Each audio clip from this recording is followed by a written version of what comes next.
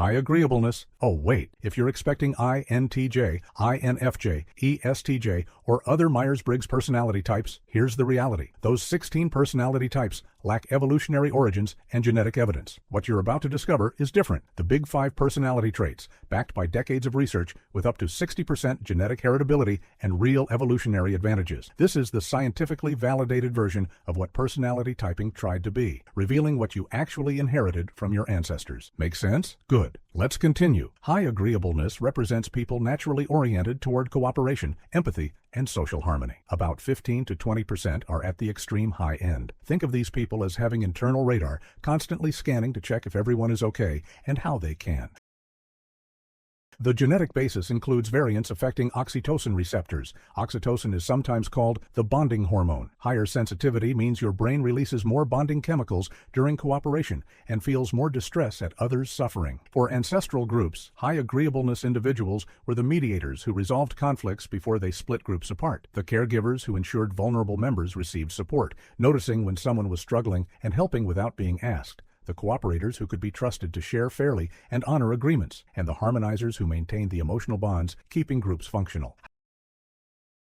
However, harmony comes with self-protection problems. High agreeableness individuals may fail to stand up for their own needs, always accommodating others until they're depleted. This allows less cooperative people to take advantage. People high in agreeableness often identify with personality types like ISFJ, ESFJ, INFJ, or ENFJ in popular frameworks. Low agreeableness. Low agreeableness represents people naturally oriented toward competition, skepticism, and self-advocacy. About 15 to 20% are at the extreme low end. Think of these people as having internal systems constantly asking, what's their angle, and how do I protect my interests? From an evolutionary perspective, low agreeableness gave crucial advantages in competitive contexts and when dealing with exploitation threats. Every group needed people who would compete effectively with other groups, resist exploitation by free riders within the group, advocate forcefully for their family's interests, and question dubious claims that could harm the group. However, competition comes with cooperation problems. Low agreeableness individuals may damage relationships through excessive skepticism and competition, treating allies like adversaries. They fail to cooperate when cooperation would benefit everyone, missing win-win opportunities because they assume zero-sum. They create unnecessary conflicts through aggressive advocacy. They struggle to build the trust necessary for close relationships. Still, in ancestral environments where survival required both cooperation within groups and competition between groups, having people capable of effective competition and resisting exploitation balanced the harmony-seeking tendencies of high agreeableness individuals. This prevented groups from being exploited by either external enemies or internal free riders. People low in agreeableness often identify with personality types like ENTJ, INTJ, ESTP, or ENTP in popular framework. High openness. High openness represents people naturally drawn to new experiences, creative thinking, and exploration. About 15 to 20% of people are at the extreme high end. Think of these people as having mental antennas always scanning for what's new and what if. Their brains light up when encountering novelty the way other people's brains light up for food or social connection. From an evolutionary perspective, high openness was crucial when groups faced unfamiliar territory or needed innovation. This trait shows up more in populations that migrated long distances or adapted to dramatically new places. Think about it. The first humans who left Africa needed people willing to explore the unknown. Not everyone would volunteer to see what's over that dangerous mountain range. Groups settling the Arctic or remote Pacific islands needed inventors who could solve problems no one had faced before. How do we survive where there are no trees? High openness people excel at connecting dots others miss, seeing that a fishing technique might work for hunting or that a plant used for one thing might solve a completely different problem. When groups faced new predators, sudden climate changes, or resource shortages requiring solutions that didn't exist yet, these individuals meant the difference between survival and extinction. However, creativity comes with downsides. High openness individuals often struggle with routine and structure. Imagine someone whose brain is constantly generating new ideas. Sitting in a cubicle, doing the same task repeatedly feels like mental torture. Their constant flow of ideas can make finishing projects difficult. People high in openness often identify with personality types like ENTP, INTP, INFP, or ENFP in popular frameworks. Low openness. Low openness represents people naturally oriented toward concrete thinking, practical skills, and proven methods. About 15 to 20% are at the extreme low end. Think of these people as having mental systems that ask, does this work, and have we proven this? Rather than, what if we tried something completely different? They find deep satisfaction in mastery and consistency. From an evolutionary perspective, low openness provided essential stability when preserving tradition and mastering skills kept groups alive. Every successful group needed people who would maintain proven technologies without modification, pass down critical knowledge exactly as received, perfect essential skills through thousands of hours of repetition, and resist dangerous experimentation when innovation could kill everyone. It's like having someone whose job is to make sure the tribe's fire-starting technique, developed over generations, never gets changed in a way that stops working. Low openness people excel at mastering complex skills through dedicated practice. Think of a master violinist or surgeon who practiced one technique thousands of times. They maintain quality and consistency in critical tasks. However, mastery comes with limits. Low openness individuals may resist necessary changes when environments shift. We've always done it this way, even when this way no longer works. They may dismiss new solutions that could beat traditional methods. They struggle with abstract thinking needed for certain problems. They find rapidly changing situations highly stressful. People low in openness often identify with personality types like ISTJ, ESTJ, or ISFJ in popular frameworks. High conscientiousness. High conscientiousness represents people naturally driven toward planning, organization, and achieving goals. About 15 to 20% are at the extreme high end. Think of these people as having internal project managers constantly creating to-do lists, timelines, and contingency plans. From an evolutionary perspective, high conscientiousness became critical when survival required sustained effort and future planning.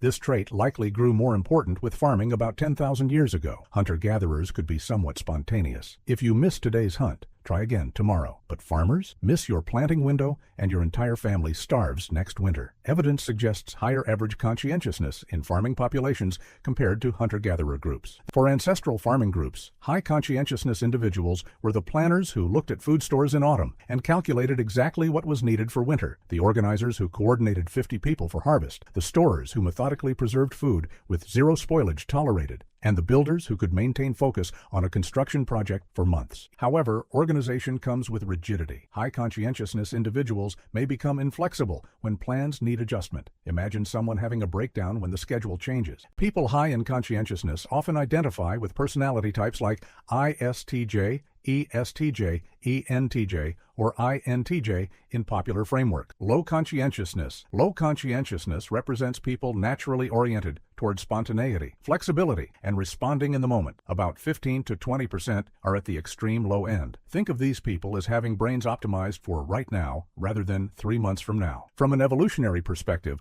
low conscientiousness gave advantages in unpredictable environments requiring rapid adaptation. This trait appears more in populations that historically practiced hunter-gatherer lifestyles, where success depended on seizing immediate opportunities rather than long-term planning. Imagine you're tracking animals. You've been searching for 3 days with no luck, you're hungry, and suddenly you spot fresh rabbit tracks going a completely different direction from your planned route. High conscientiousness says, stick to the plan. Low conscientiousness says, forget the plan. Follow those tracks right now. Low conscientiousness people excel at recognizing and seizing immediate opportunities, adapting plans rapidly when circumstances shift, staying effective in chaotic, unpredictable settings, and avoiding paralysis. People low in conscientiousness often identify with personality types like ESTP, ESFP, ENTP, or ENFP in popular frameworks. High extraversion. High extraversion represents people naturally energized by social interaction and external stimulation. About 15 to 20%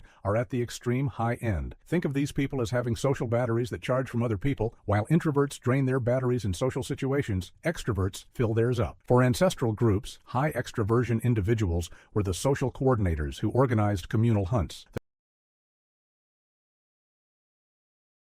negotiators who built and maintained relationships with neighboring groups, the morale boosters who kept enthusiasm high during tough times through storytelling and group activities. However, social energy comes with isolation problems. High extraversion individuals experience being alone as actively draining rather than restful, like trying to run a machine without fuel. They may make hasty decisions without adequate reflection. Thinking out loud leads to acting before thinking through. People high in extraversion often identify with personality types like ESTP, ESFP, ENFP, ENTJ, or ENFJ in popular frameworks. Low extraversion or introversion represents people naturally energized by alone time and internal processing. About 15 to 20% are at the extreme low end. Think of these people as having social batteries that drain from interaction and recharge in solitude, opposite of extroverts. From an evolutionary perspective, introversion provided essential advantages when tasks required deep focus, careful observation, and specialized knowledge development. Every successful group needed people who would engage in sustained solitary activities, spending hours observing animal behavior to understand patterns, carefully experimenting with plants to discover which are edible, deeply reflecting on complex problems, and developing specialized expertise through focused practice away from social distraction. For ancestral groups, introverted individuals were the careful observers who noticed subtle patterns others missed. However, depth comes with social costs. They communicate insights less effectively than their actual knowledge warrants.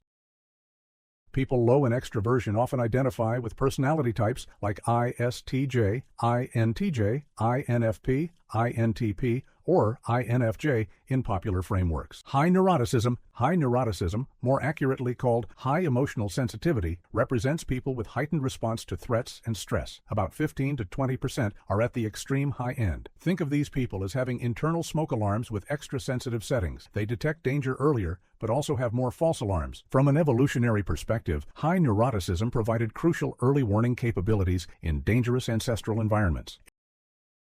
However, vigilance comes with well-being costs. High neuroticism individuals experience chronic stress even in safe environments. Their alarm system keeps going off when there's no fire. They suffer more from anxiety and depression when stressors pile up, still upset days later about something others forgot in hours. Low neuroticism, or high emotional stability, represents people with calm, resilient responses to stress. About 15 to 20% are at the extreme low end. From an evolutionary perspective, low neuroticism provided essential stability in crisis situations requiring calm decision-making. For ancestral groups, low neuroticism individuals were the calm leaders who made effective decisions during crises. No panic, just action. However, stability comes with detection problems. Low neuroticism individuals may underestimate genuine threats because they don't feel enough anxiety. Every personality trait represents an evolutionary solution to the complex social and environmental challenges faced by ancestral human populations. The traits that shape your experience today are the same biological patterns that enabled your ancestral line to survive, adapt, and ultimately succeed